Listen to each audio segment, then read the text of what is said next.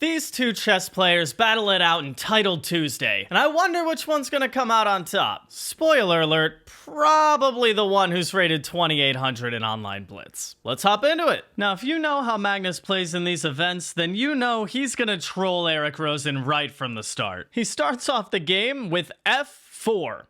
The bird's opening, giving black a minus 0.3 advantage from move 1. But by move 9, Magnus is able to regain a plus 1 advantage. He's completely taken over the center of the board and made this bishop wish that it had never developed in the first place. I mean, just look at this barricade of pawns. And if you think that white is satisfied with this space advantage, then think again, because it's not enough. Magnus starts throwing all of his kingside pawns at black, and he's looking to run Eric off the board. Now, Eric isn't just gonna sit there and let that happen, at least not without a fight, right? Black lashes out with h5, trying to get some sort of breathing room over here, but Magnus just calmly develops his pieces and castles queenside.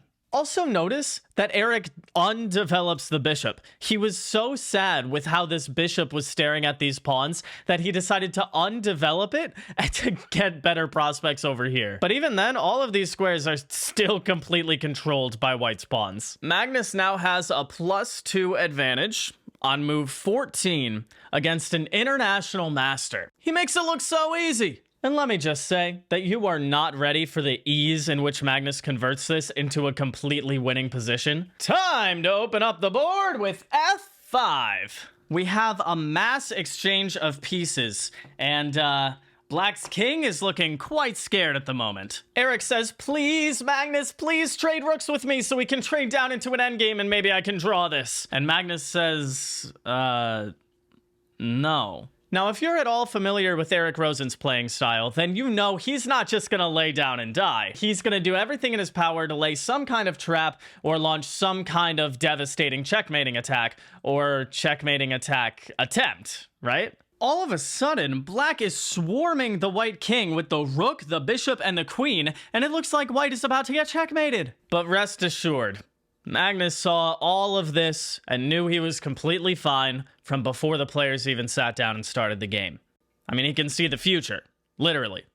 Didn't you know? Not to mention, Eric only has 5 seconds on the clock against Magnus's 2 minutes. 5 seconds against 2 minutes! Now, not only is white's king completely safe, but Magnus has forced mate on the board. And yeah, I mean, of course he finds it, right? And in this position, Magnus Carlsen sacrifices the rook!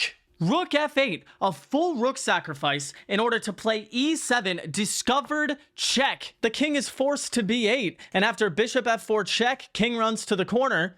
He takes the rook on f8, promotes, and checkmates black on c8. Eric loses this game with 1 second on the clock, and Magnus never once dropped below 2 minutes.